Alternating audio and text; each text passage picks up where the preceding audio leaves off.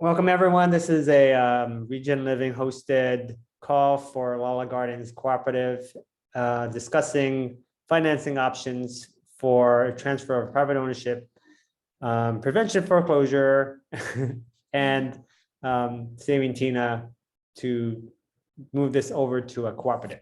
And so Leah and Brandon are working with Tina to provide a hard loan and transfer of ownership to a temporary LLC to then with an agreement to sell to a cooperative. And Ari was suggesting that he could contribute and be a part of that. So that's why we're having this call, and it's going to be short because everyone has about 25 minutes left. Okay, so Ari, would you like to share where you're at? Because I think everyone's up to speed to where everything is. Yes, thank you, Neil. So how I'm approaching or how I'm thinking about it is firstly getting to know Leah and Brandon, and also my own aspiration would be, if let's say we are all going in, we are putting our money where our mouth is. So if you're really going to do that, then might as well show up where it's supposed to be, like where if all the action is happening. So show up over there, be in front of it, see what is being done, live that experience, and then put our dollars where our mouth is. So like otherwise we are like that is where I'm coming from.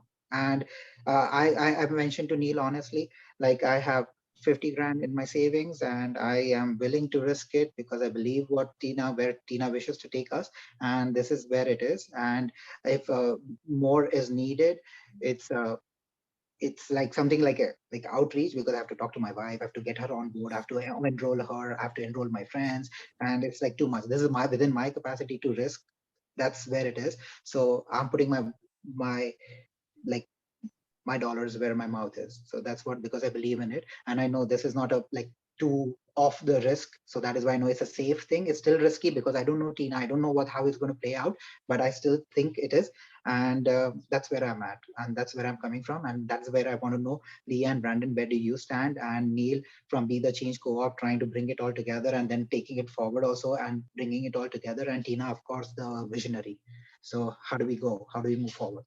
I just also want to add that Ari is also interested in using this as a model for a property. Do you own it, or you're looking to purchase it? You own it. We own it, me and my wife. So we own it. So you're looking to do the same thing, similar model with that property. So using this as a model for that, right? Yeah. Okay. Great. Would you like for me to go ahead and speak now? Okay. Ari, that's very trusting, very generous, and that's very similar to what Leah and I have committed to. We've said there's a range of financial input that we're willing and comfortable to do, and we have now spoken with a couple more of our hard money lenders. We like to refer to them as easy money lenders because they're really nice guys. They just have slightly high interest rates, as most hard money lenders do. But these guys have a great track record with us. So know that anybody that puts money in, it will be protected by shares of an LLC that would take over the title ownership for the temporary interim. So if alien abduction occurs, you're still protected. And we want to say that to everybody. There's all kinds of potentials out there, but we tend to want to say worst case scenario and best case scenario and land closer to the best case scenario than further. And this is Leah. Hello. So I'll give her a little, or Neil, if you give her a little recap as to where we are at this moment. So yeah, we'll be able to go. About Leah and Ara, have you met? You communicated, but not met. No, not communicated. Ari? Well, Ari's a fan, I know that, of your work at Regenerative Living Institute. So just a quick recap. As Tina has a property, there's a threat of foreclosure in July. It has 113,000 that the banks need immediately to remove it from foreclosure. And we're looking at hard/easy money lenders to actually borrow the money, who would contribute that to people they trust, which be right now would be Leah and Brandon, because that's where the money is coming from, to then pay off that. And then to pay off that, to then transfer that to an LLC and ownership that would then transfer to a cooperative. And Ari is willing to contribute 50,000 towards that. And I always mentioned that it really, two things. Number one, he'd really appreciate it to actually visit the property before making that commitment, especially on his part. And number two is he wants this to use it as a model for a property he owns in Arizona. Are we going to get into the Arizona property today or another day? No, not today. Okay.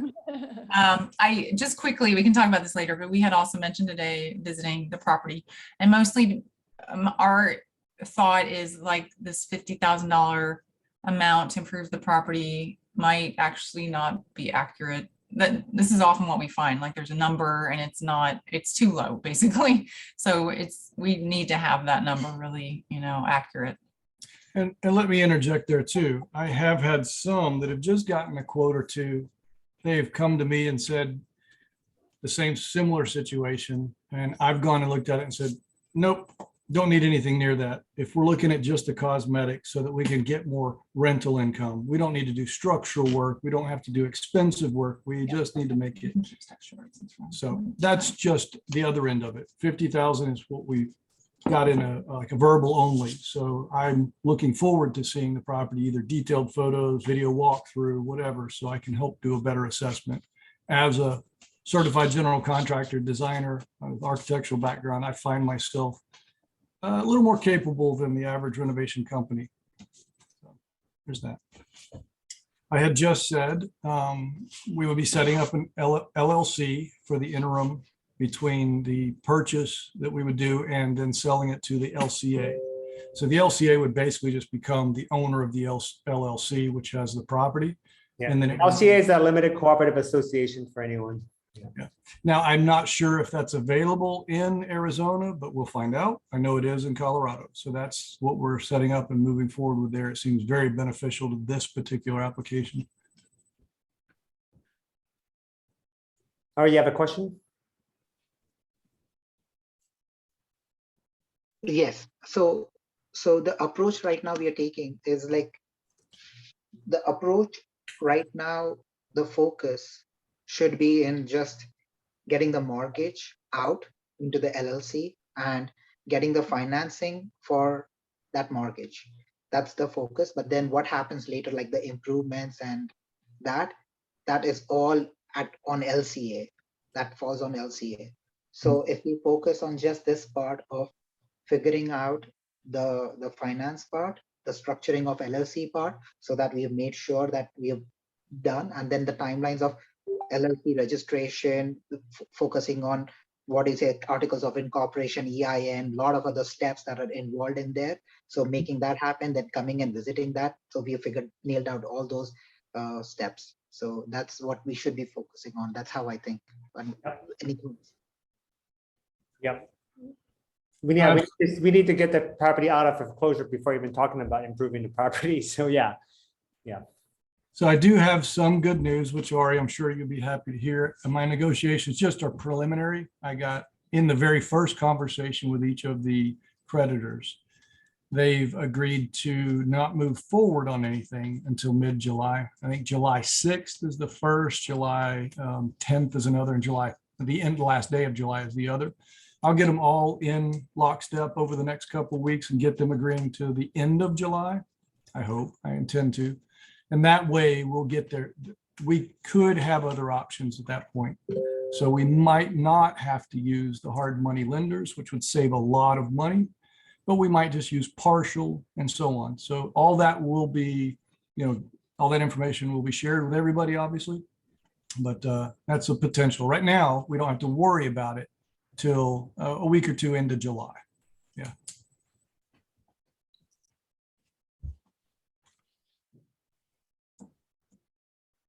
So, Ari, you have a question? Yeah, that still leaves us with the date of actually going physically on the property. Should we use the Father's Day weekend? That's the next weekend. Should we make that work for all of us? Come and show up and then see if that works? I don't know at this moment. I think what we need to do is see what Tina has going on, find out what everybody's scheduled that would be able to attend. Obviously the stakeholders that are jumping into this, you, us, Neil, Tina, Letty, and a few others. We just have to weigh into their schedules. We have suggested that and said it would be a good idea no matter what, no matter how it goes, no matter how we have to arrange financing or whatever.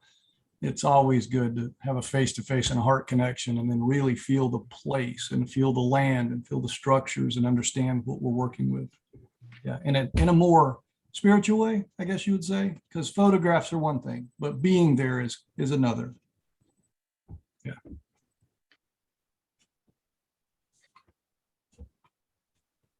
So when do we want to do it? Or that's still again I like your style. When Very, is very nice. Father's Day? What is the date? for 19th. Father's Day? That's a Sunday, next Sunday, Next not this Sunday. Sunday, next Sunday. Now we will have to travel from North Carolina. So I'll be looking in and giving you basically our schedule. We have one of our daughters flying to Phoenix, and I believe it is the first or second week of June. Or That's July, irrelevant. sorry. That's So irrelevant. Don't worry about it. we'll try to coordinate that so that it could work out.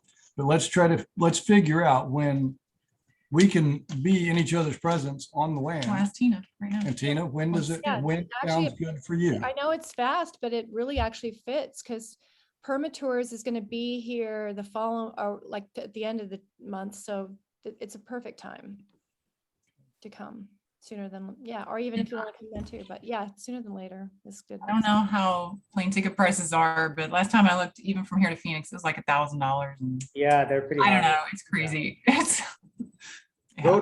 Road trip. Question is road trip. Road trip from here. That take a while. And I've done that drive from Phoenix to Chapel Hill. No, It's Fort Collins. Fort Collins would be probably a little bit closer. That's 14 hours. That's just 14 hours. I've looked it up already. From North Carolina? From Preferred Chapel Hill. mode of travel, and I've already calculated it's going to cost me $300 in gas. So I've already known. So it's way cheaper than my flight ticket, and I can bring my kids and my wife also. So, Perfect. yeah. Perfect. Well, now, the last time, which was only about a week ago, that I was looking at those flights, it was terrible. But we'll do what we have to do, and we'll make sure we're all together. Okay. Party at LaLa. This is amazing. Yeah.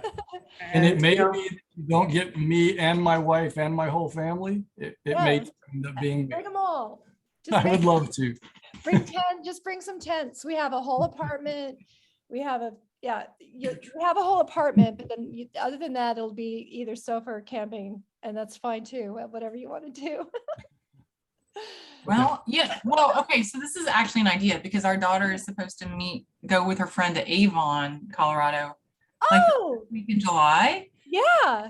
We were looking at plane tickets and we're like, I don't think we can send her by herself because she's only 13 and that adds fees. But if we could come and do in conjunction with a trip to your place, that could Yeah. actually work You great. could. Okay. So that's like the first week of July. Would that work for everybody? That's fine. I think Permatours That's will your 4th just. of July weekend. That's your 4th of July weekend, by the way. Hmm. Yeah, it is. Yeah. So We you- would you- drive ourselves in that case. yeah, so you want to stay away from 4th of July weekend. Already the price, everything will be high. So Yeah. stay- We'll drive. Yeah. We would drive because 5 people. Yeah. Okay, but if that works, we could, I can make it work also. okay. Yeah. Anil, what about you from DC? Can we, Well, so I think this is for the larger picture also, but can we figure out a way to expense these things into the cooperative somehow, right?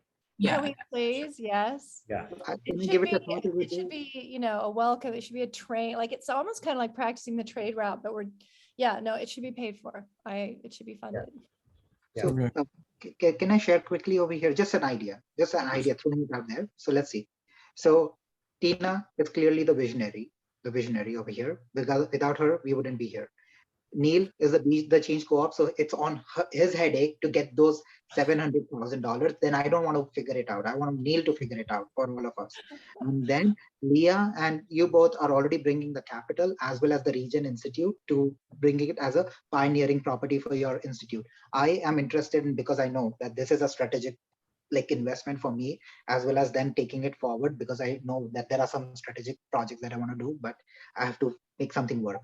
So I clearly know. So this is from a 4 partners that are involved. I know it's a 4, equity is between 4 of us right now to think about it, that LLC. And the reason being that even if I bring the capital, Leah brings the capital, and like it's more like it's still a four-way partnership, because think about $700,000 that is raised. That is Neil's equity from there, right? Something like that. Neil's equity is covering for that. Tina's equity, whatever she's poured in, is covering for that. And Leah, and what we have invested in there, it's covering our equity, right? So that way, like just a thought, putting it out there. Yeah, we've been through these conversations several times. So yes, Wow. and we're missing out one of our key, stakeholders, which is Letty. She's been doing our legal advice, and she's doing a fantastic job. Yeah. The other thing that we've all agreed on for the phase one, which is like, buy out the mortgages basically, but also we've all put in a lot of effort and time, including Tina, right, to this point.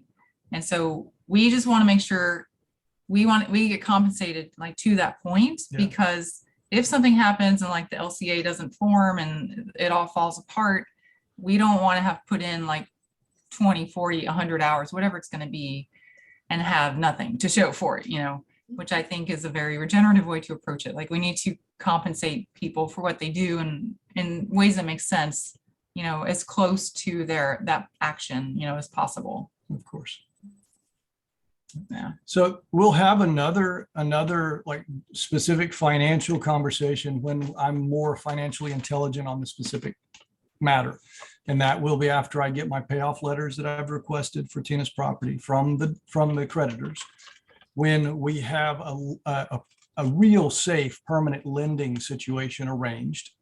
I don't consider hard money, easy money to be a long-term or permanent situation. It's only a bridge to safety. So we'll continue moving forward over the next week or two. And that's when I should have probably all of that information. Then we will be able to sit down, and that's when we'll know how much equity remains after first step, when we're now advertising, presenting, offering this to others to come and join a LLC, LCA buyout, buyout of the LLC. And that's where we would all sit down and be able to say, this is the real equity, not a, make-believe number of 300,000 or 350. It'll be real. Okay. Yep. All right. Just in terms of like looking at worst case scenarios, what's the situation where no one would get paid? Because one way we save the property, that the only way this would not work is somehow the cooperative isn't able to raise enough money to buy it from Tina. You're gonna think of something, right? Whether it's a trust or something, if that doesn't happen. So I don't really see how this is not going to work somehow. Well, yeah, that's kind of what I was thinking, but yes, go ahead. I can give you actual examples because we lived it. Okay. During the crash of 2007, late 7, 8, 9, there were still opportunities to buy properties that were in distress. And the thought was, okay, it can't get any cheaper than this. If we are 6 months from now and we have good financing set up, and we've pulled a little bit of equity in order to do some improvements, and we have paid out a little bit here to create advertising attraction for other people to come in, and we have a total of, let's say, $485,000 into this. We're looking at it and saying there's over $200,000 of equity still sitting there. Yep. But if the economy crashes, the housing market crashes at the exact same moment, we're all going to be sitting there scrambling and possibly fighting over scraps or negative. And I did see this. I experienced it with others during that 2008-9, because I still was trying to make money. And then I stepped back and went, no. Okay. The other thing is, I got a little choked up from that. this could take a while to raise enough money for the LCA. We don't know how long, right? And I don't know about you guys, but we don't want to put things in and have to wait a year, 5 years, 10 years, whatever it's going to be to get a return, because we have other projects we have to use like our personal finances for, our personal everything for right now. So, that's just our situation, that like I and Brandon, we have to be kind of fluid and liquid to do other projects and things. Yeah.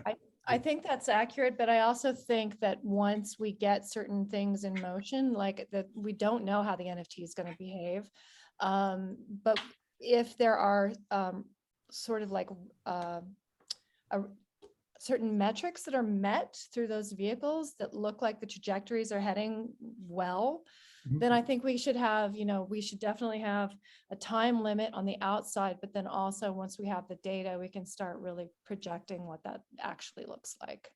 Yeah, we will grow with the information, grow with the progress. That's important, Absolutely. I feel. Well, and the idea is that the LCA is going to secure a loan with a bank, could secure a loan with a bank as well. Yeah, exactly. Like, I mean, I would think that's the most practical. That's the Yep. easiest way to do it as far as like using the existing system. We just need 30%. And so, Yeah, Yeah. and I think that should be done as soon as we can within terms that seem agreeable and livable, like if we're, and just that becomes part of the process, because anything we can show that's going to be able to be something that someone else can repeat and also establish a relationship with good lenders, then I'm not opposed to bringing an ethical lender into being part of the way we do things. Has And creating a lending group, really, we've talked about that Yeah. too, like. as long as it's under 30 grand in What? fees, as 40 long as it's grand. at less than 30 grand in fees. Yeah, Yeah, that would be good. Yeah. So here, shared capital, Neil, we have a meeting on a Monday. So let's follow up with them, try to understand their terms. They do mortgage refinance. So for us also, when we go in, we are going in from a down payment. So Leah, like Leah and Brandon, they cough up some proportion of down payment. I cough up certain portion of down payment. Neil and Tina right now are winging it. They're getting equity, winging it from a longer picture. Like this is like the details that we have to work out still, but I'm just narrating the direction in which I'm thinking. Okay. So that, and then after that, what happens is that this particular shared capital, we finance it through them.